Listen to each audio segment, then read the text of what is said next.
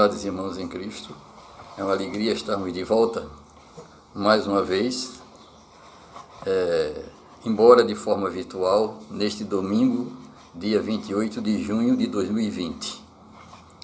A reflexão desta manhã está baseada na primeira epístola do apóstolo João, capítulo 4, de 7 a 15.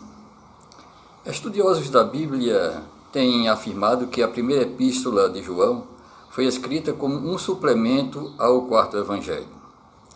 E seu propósito principal foi combater o gnosticismo, doutrina que afirmava que a matéria é má, só o espírito é bom. Assim, através do saber, o gnosis no grego, o espírito do homem pode se libertar de sua prisão material ou do seu corpo e erguer-se para Deus. Para os gnósticos, o corpo de Jesus não era real quando ele estava aqui na terra, era uma espécie de fantasma, era apenas aparente. O apóstolo João então responde: nisto reconheceis o Espírito de Deus. Todo o espírito que confessa que Jesus Cristo veio em carne é de Deus, e todo espírito que não confessa que Jesus procede, ou melhor, e todo espírito que não confessa a Jesus não procede de Deus. Primeira Epístola de João, capítulo 4, versículos 2 e 3, a primeira parte. Portanto, meus amados irmãos, confessar a Jesus implica reconhecer que ele veio a este mundo assumindo um corpo humano real.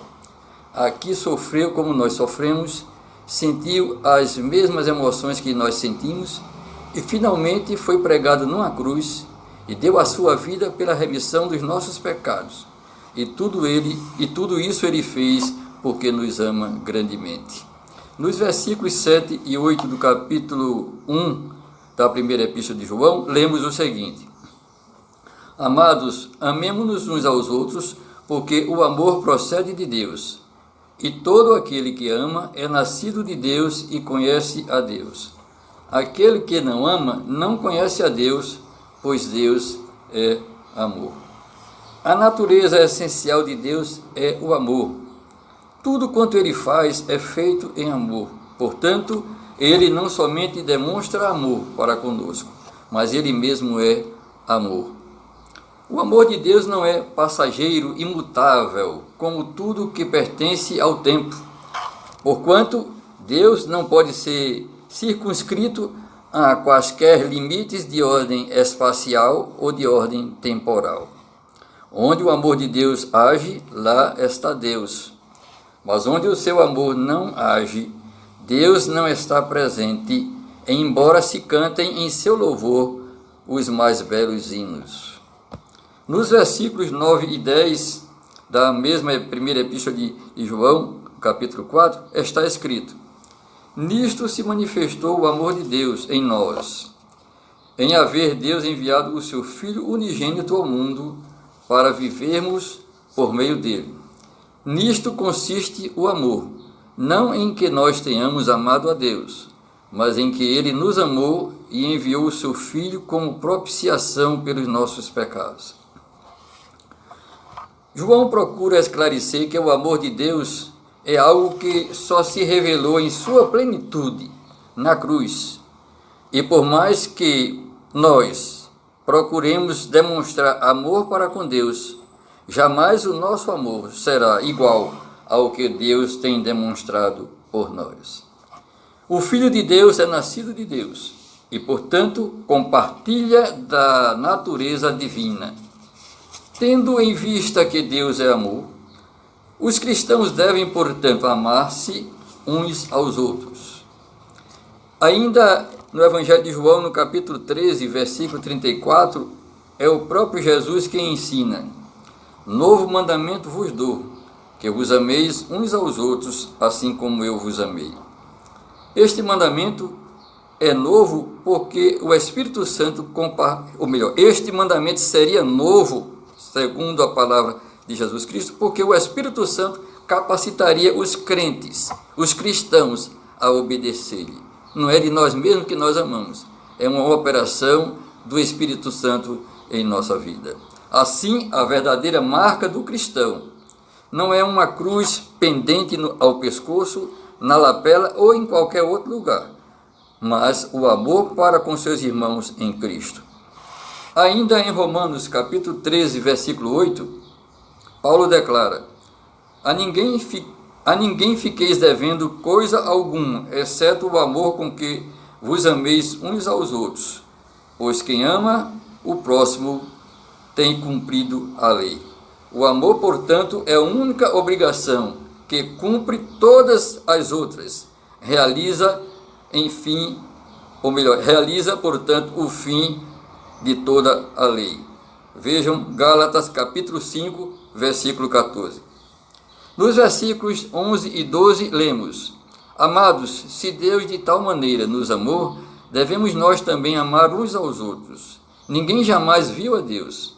Se amarmos uns aos outros, Deus permanece em nós e seu amor é em nós aperfeiçoado. Se Deus é amor, como temos dito nesta reflexão, e a Bíblia o diz fartamente, se Deus é amor, seus filhos devem ser semelhantes a Ele, amando-se uns aos outros, o que evidencia não só a presença de Deus em nós, mas que em nós o seu amor é aperfeiçoado. Para entendermos a expressão ninguém jamais viu a Deus, precisamos ir ao Evangelho de João, no capítulo 14, de 8 a 9, onde Filipe pede a Jesus que lhe mostre o Pai. Jesus então responde: há tanto tempo estou convosco e não me tendes conhecido? Quem me vê a mim, vê o Pai. Filipe ainda não havia entendido que tudo o que Jesus era, fazia e dizia constituía uma revelação de Deus, uma revelação do Pai. Portanto, a sua união com o Pai é um mistério para nós. Nenhum ser mortal pode entender a divindade. Se entendêssemos Deus plenamente, seríamos tão grande quanto Ele. Assim, o Deus invisível se revela no amor recíproco dos crentes, e isto é fruto do seu Espírito em nós. Versículo 13. Nos versículos 14 e 15 está escrito: e nós temos visto e testemunhamos que o Pai enviou o seu Filho como Salvador do mundo. Aquele que confessar que Jesus é o Filho de Deus, Deus permanece nele e ele em Deus.